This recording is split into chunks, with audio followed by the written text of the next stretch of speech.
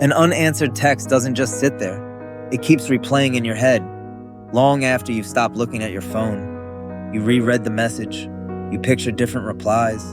Hours pass, and it's still open somewhere in your mind, even though nothing about it has changed. Most people assume that's because your brain remembers unfinished things better. A 2025 analysis of 59 studies found almost no evidence for that. The real reason is something else entirely. Your brain isn't holding on to a memory. It's holding on to something it hasn't let go of yet. It's not only messages. A half-finished chore sits at the back of your mind all afternoon. An email you skim but never answered keeps surfacing while you're doing something else. A half-watched show pulls at your attention hours later. Even a small decision you postpone can quietly nag at you all day. None of these things are urgent. They just won't stay quiet. The idea that unfinished things stick in memory has a name: the Zeigarnik effect. It comes from a 1927 story about a waiter. He could recall unpaid orders in perfect detail, then forgot them the moment the bill was settled. For almost a century, that story has been repeated in books, talks, and articles.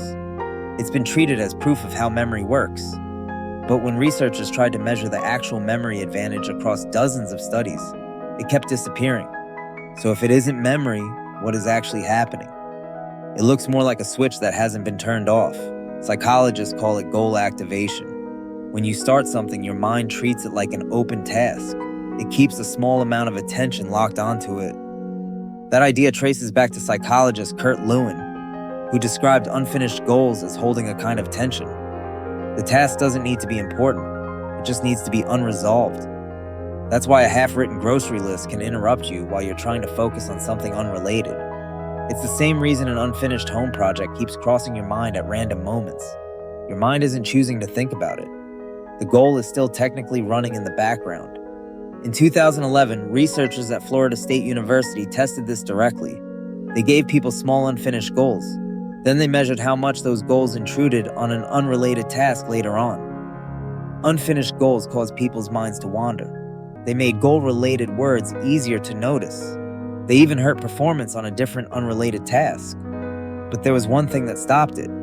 When participants were allowed to write a specific plan for finishing the goal later, the intrusive thoughts disappeared. The effect was strongest for people who wrote real concrete plans, not vague ones.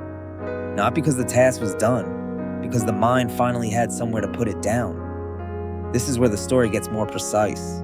That 2025 analysis found almost no real memory boost for unfinished tasks. But it found something else that held up consistently. People still feel a pull to go back and finish what they started. Researchers call that the Avciankina effect. So the classic idea wasn't entirely wrong. It was just aimed at the wrong part of the mind. Your brain isn't storing an unfinished text more clearly. It's holding open a pull to return to it. That distinction actually matters. If the problem were memory, there would be nothing you could do about it.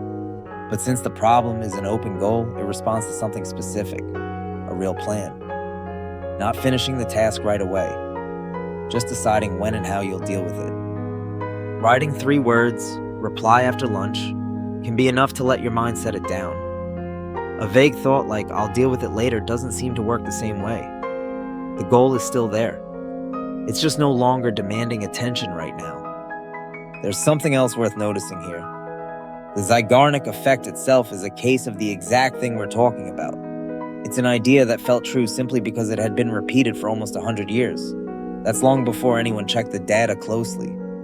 Familiarity can feel a lot like accuracy, even when the evidence quietly disagrees. That's worth remembering next time an idea feels obviously true. Sometimes that feeling comes only from hearing it so many times before, not from anyone actually checking if it holds up.